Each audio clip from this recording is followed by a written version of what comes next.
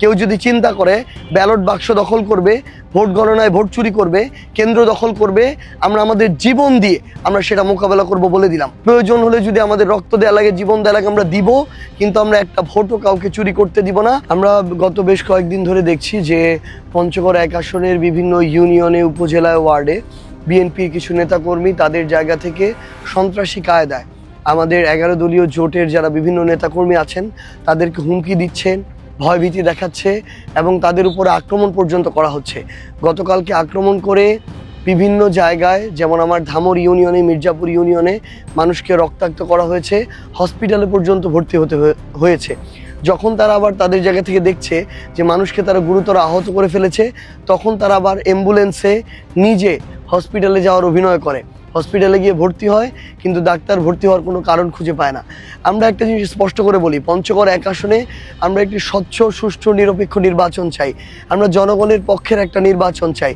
কিন্তু সেখানে বিএনপির এই নেতাকর্মীরা যদি মনে করে যে পুরাতন নোংরা রাজনৈতিক কালচারকে আবার ধারণ করে ভয় ভীতি দেখিয়ে, হুমকি ধামকি দিয়ে মানুষের ভোট পাওয়া যাবে, মানুষকে ভোট কেন্দ্র থেকে দূরে রাখা যাবে, তাহলে আমরা স্পষ্ট করে একটা কথা বলতে চাই, এটা এই নির্বাচন হইতে দেয়া হবে না। তারা যেখানেই দেখছে যে তারা সেখানে ভালো ভোট পাবে না, সেখানে তারা একটা ভীতিকর পরিবেশ তৈরি করছে, যেই ভীতিকর পরিবেশের মধ্য দিয়ে যেন ওই মানুষগুলো ভোট কেন্দ্রে না আসে, যেন বাধা পায় এবং তাদের যে ভোটটা সেই ভোটটা যেন বাড়ে, আমাদেরটা যেন কমে যায়। অপরদিকে তারা এই কাজগুলো করছে যেন মানুষজন ওই নির্বাচনকালীন সময়ে তারা যেন কেন্দ্রটাকে নিজের নিয়ন্ত্রণে রাখতে পারে, এই কারণে।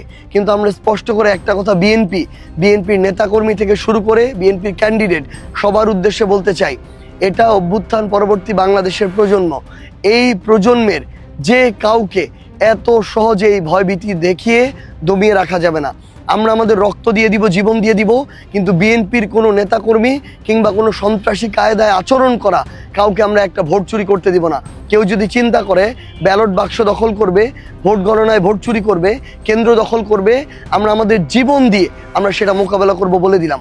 এই জন্য স্পষ্ট করে আমরা আমাদের ওয়ার্ড পর্যায়ে, ইউনিয়ন পর্যায় থেকে শুরু করে প্রত্যেকটা পর্যায়ের নেতাকর্মীদেরকে বলি, আপনারা একটা স্বচ্ছ, সুষ্ঠু নির্বাচনের জন্য, অভ্যুত্থানের আকাঙ্ক্ষাটাকে বাঁচিয়ে রাখার জন্য প্রয়োজন হলে যদি আমাদের রক্ত দেওয়া লাগে, জীবন দেওয়া লাগে, আমরা দিব, কিন্তু আমরা একটা ভোটও কাউকে চুরি করতে দিব না।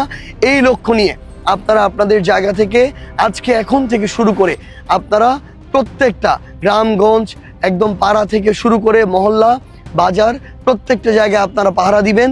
ভোট কেন্দ্রের ফলাফল হওয়া পর্যন্ত আপনারা মাঠে শক্তভাবে অবস্থান করবেন। মনে রাখবেন, এটা যদি এবারও ভোট চুরির নির্বাচন হয়, তাহলে এটা শুধু ভোট চুরি না, এটা বাংলাদেশের স্বাধীনতা চুরি, আমাদের সার্বভৌমত্ব চুরি, আমাদের যে জীবনের অধিকার, নিরাপত্তা, অভ্যুত্থান, সব কিছুকে তারা চুরি করে নিবে, ছিনতাই করে নিবে। অল্প গুটি কয়েক নব্য তৈরি হওয়া সন্ত্রাসীকে আমরা সেই সুযোগ দিব না। আমরা আমাদের শেষ রক্তবিন্দু দিয়ে লড়াই করে আমাদের সুষ্ঠু ভোট ছিনিয়ে আনবো ইনশাআল্লাহ।